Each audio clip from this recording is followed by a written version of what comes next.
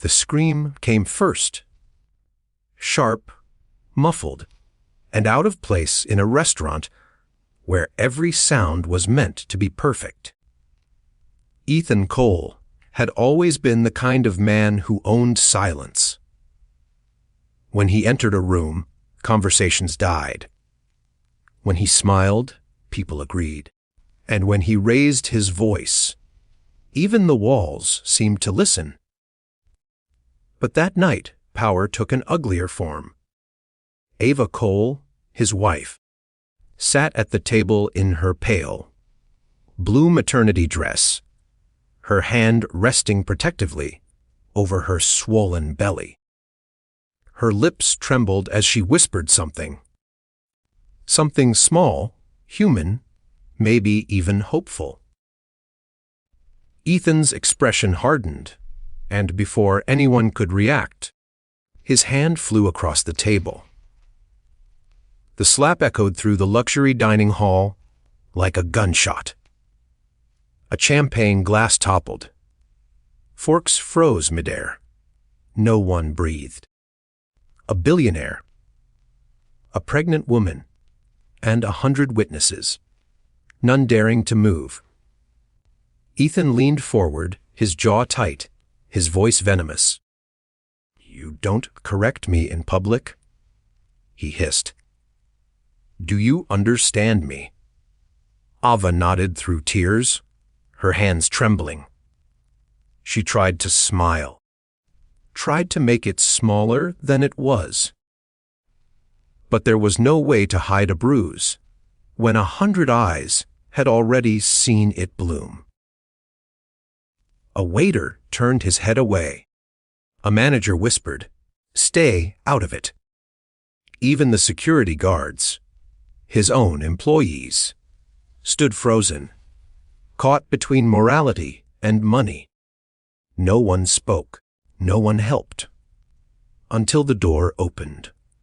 Rain spilled in from outside. Thunder rumbled like some distant drum. 3 men stepped in, water dripping from their leather jackets, boots heavy on the marble. The air shifted. Bikers. They didn't belong there. Not among crystal chandeliers and 400 bottles of wine. But maybe that's why everyone noticed them. The tallest one, a man with gray in his beard and kindness behind his eyes, scanned the room. He saw Ava first, saw her trembling hands, saw the man beside her, the expensive suit, the raised voice, the fear in her eyes.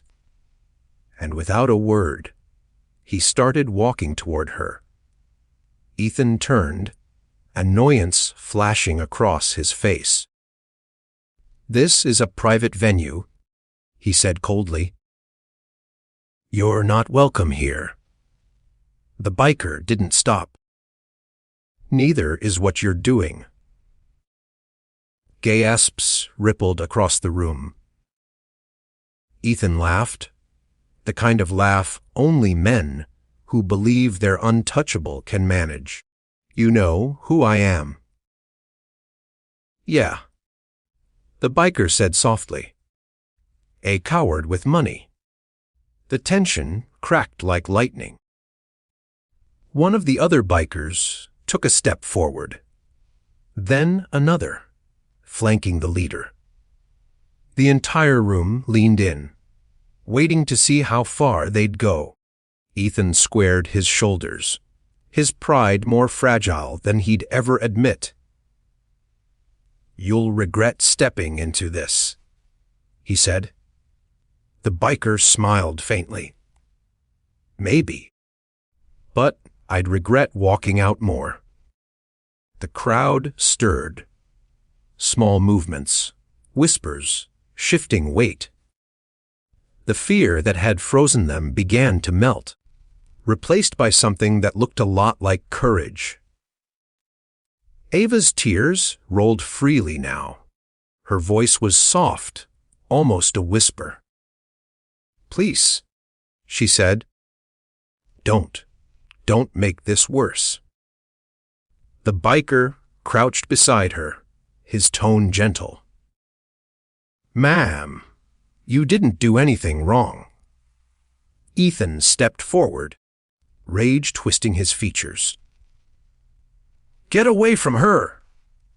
The biker rose slowly, standing eye to eye with him. His leather jacket creaked as he shifted his shoulders. "I think she's had enough of being ordered around." Every muscle in Ethan's face twitched.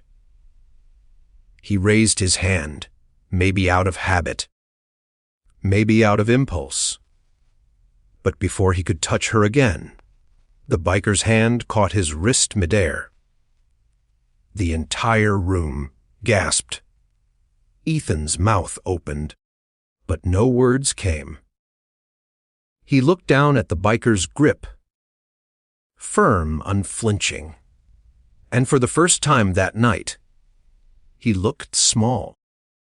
"You're going to walk away," the biker said quietly, "and you're not going to touch her again.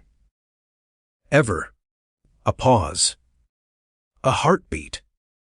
Then, unexpectedly, one of the waiters stepped forward. "She needs help," he said softly. His voice shook, but it carried. Another waiter joined him. Then another. And soon, a dozen strangers stood between Ava and the man who'd made her fear the sound of her own name. Ethan looked around, realizing the room had turned on him. Money didn't matter here anymore. Power didn't either. Not when humanity finally woke up. Ava clutched her stomach, breathing hard. Tears and rain mixing on her cheeks. The biker removed his jacket and wrapped it around her shoulders. "Let's get you somewhere safe," he said. And for the first time in years, she nodded without fear. They walked her out together. Through the glass doors, into the rain, past the flashing city lights. The world outside smelled of freedom and gasoline. Inside, Ethan stood alone in the wreckage of his own reputation. Cameras had caught everything. Phones had recorded. Truth, once buried under his fortune, was now spreading faster than his lawyers ever could. But out there, under the rain, Ava didn't care. She closed her eyes and breathed deeply, the night air filling her lungs. The bikers didn't ask for thanks. They didn't take pictures. They just made sure she got into the cab safely. As it drove away, the gray, bearded biker watched the taillights disappear into the city glow. He turned to his crew.